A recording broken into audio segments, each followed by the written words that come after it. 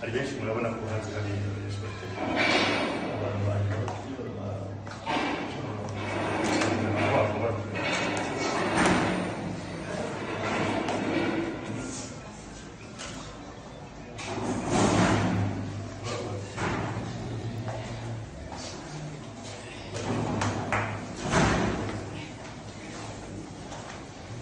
yes, waba ari hanze atarasezera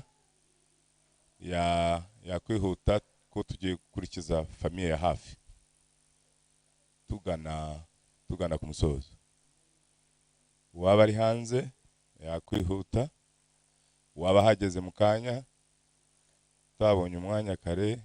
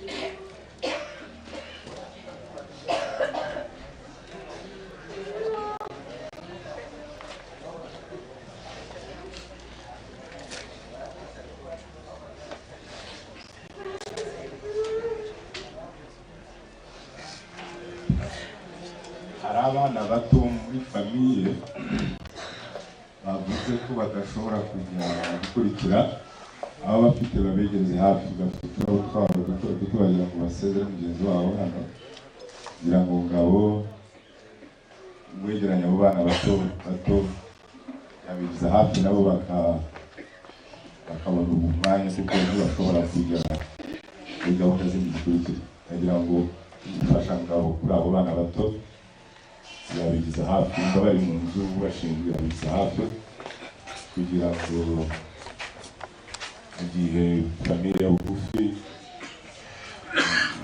igana umusozo isezera abana bakugira hafi nabo.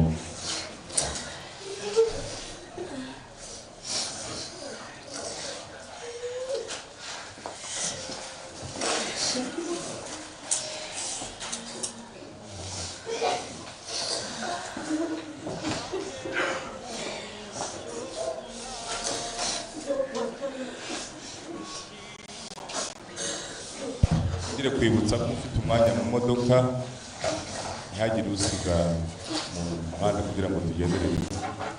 Biranadufasha kugira ngo na gahunda zacu zigende zihuta.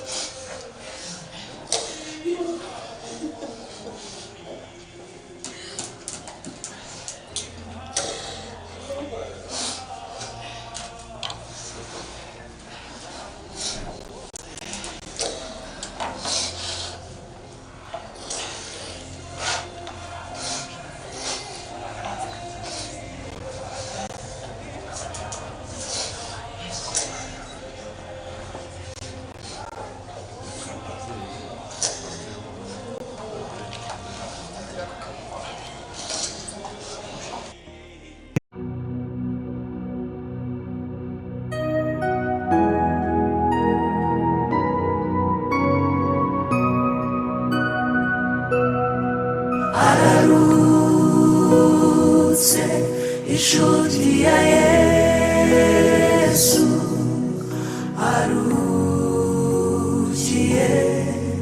mu gituza cye asinziriye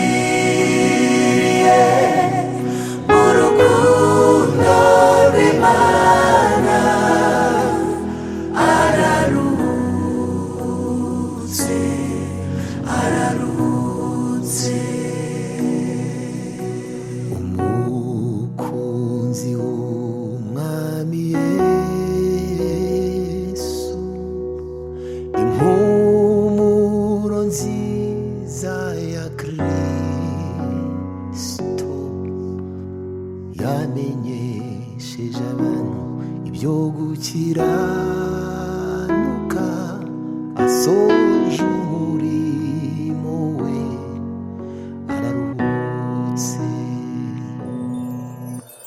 amaso yacu yaramubonye amatwi yacu aramwumva yahinduriye benshi ku gukiranuka asoje urugendo arataha umugeni wa Kristo araruhutse inshuti ya Yesu kunzi w'Imana aruhukiye mu gituza soje umurimo we asinziriye mu rukundo rw'Imana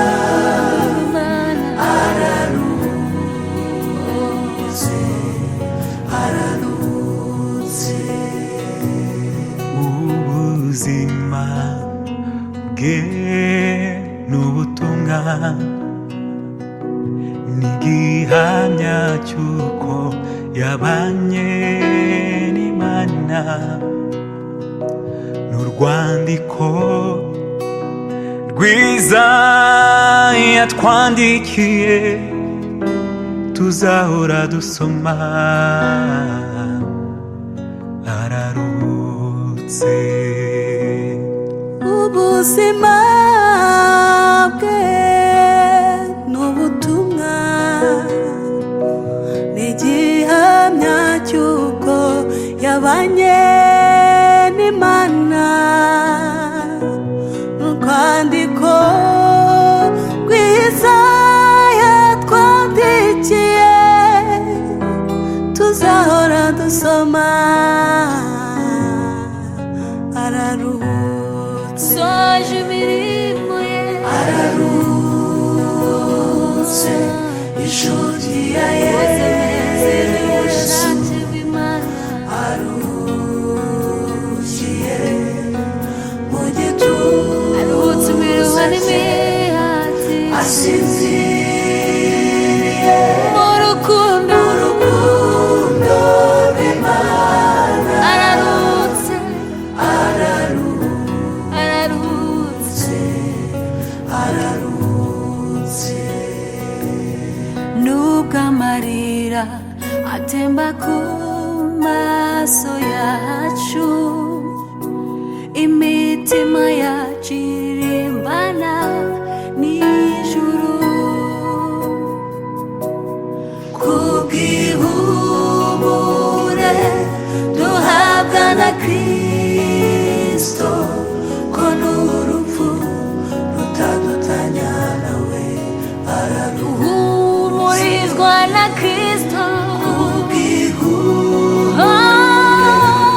duhabwa na Kristo ntacyadutanya nawe ntacyo rutadutanya nawe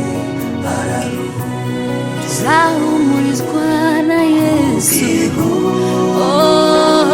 duhabwa na Kristo ko n'urupfu rutadutanya nawe araruhutse nimuhumure komezwe na Kristo urupfu ntirwadutandukanya nawe tuzaruhuka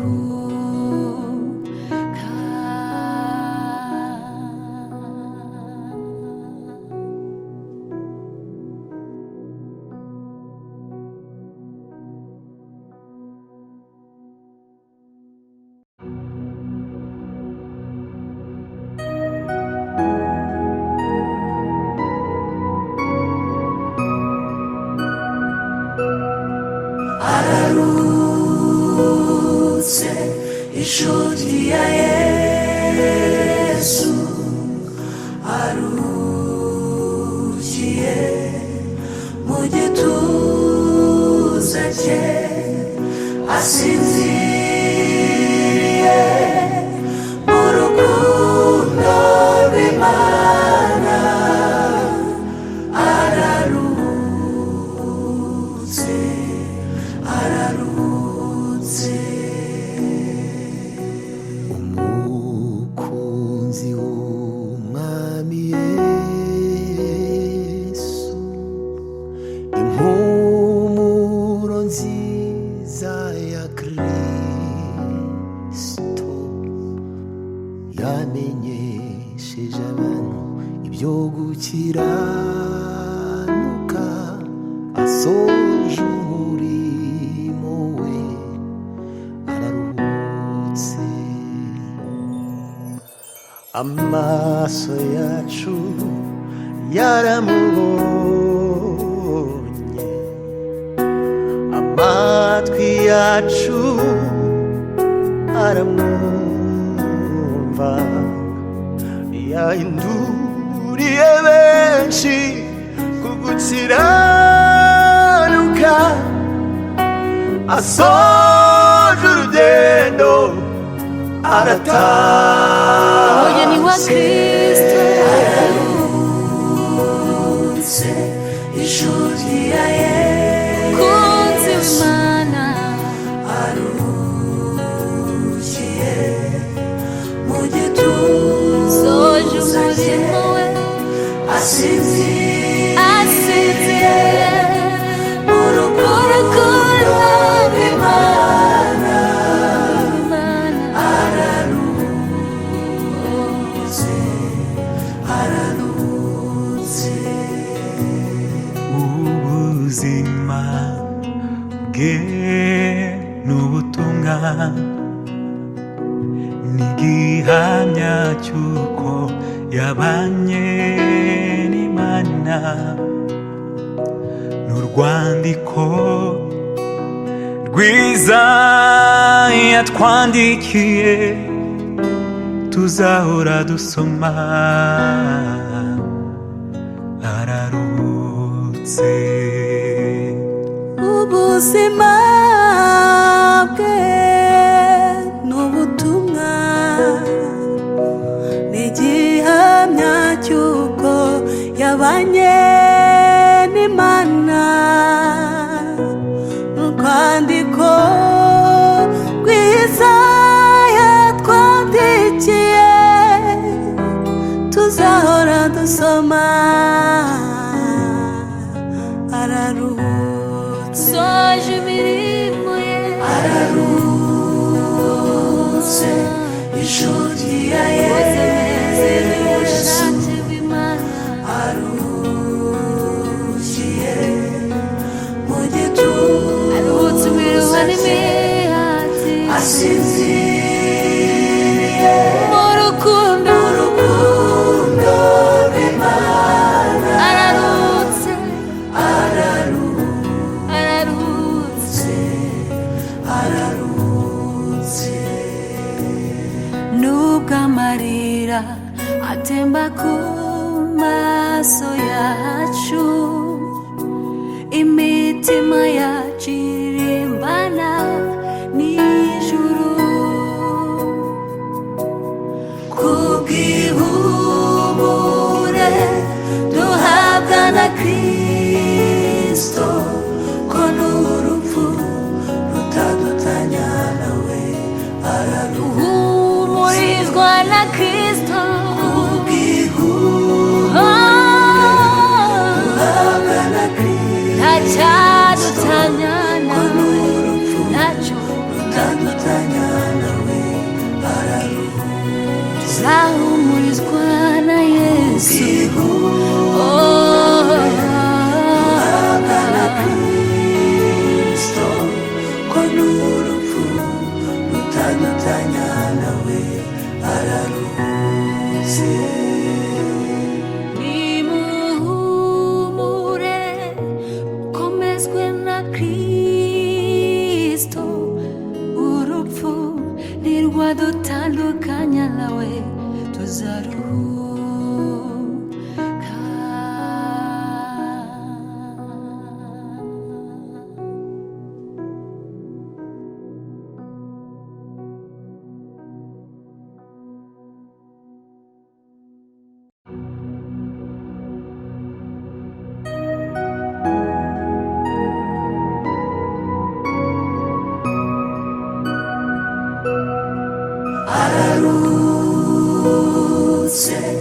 inshuti ya Yesu arukiye mu gituza cye asinziriye mu rukundo rw'Imana ararutse ararutse umukunzi w'umwami Yesu impumuro nziza ya Kristo yamenyesheje abantu ibyo gukiranuka asoje umurimo we araruhutse amaso yacu yaramubonye amatwi yacu aramwumva yahinduriye benshi ku gukiranuka asoje urugendo arataha umugeni wa Kristo ararutse inshuti ya Yesu kunzi w'Imana arukiye mu gituza soje umurimo we asinziriye mu rukundo rw'Imana ararutse ararutse ubuzima bwe n'ubutumwa n'igihamya cy'uko yabanye n'Imana n'urwandiko rwiza yatwandikiye tuzahora dusoma ararutse ubuzima bwe n'ubutumwa n'igihamya cy'uko yabanye n'Imana n'urwandiko rwiza yatwandikiye tuzahora dusoma ararutse soje imirimo ye ararutse inshuti ya Yesu arukiye mu gituza cye asinziriye mu rukundo rw'Imana ararutse ararutse ararutse nubwo amarira atemba ku maso yacu imitima yacu irimbana n'ijuru kubw'ihumure duhabwa na Kristo ko n'urupfu rutadutanya nawe humurizwa na Kristo kubw'ihumure duhabwa na Kristo nta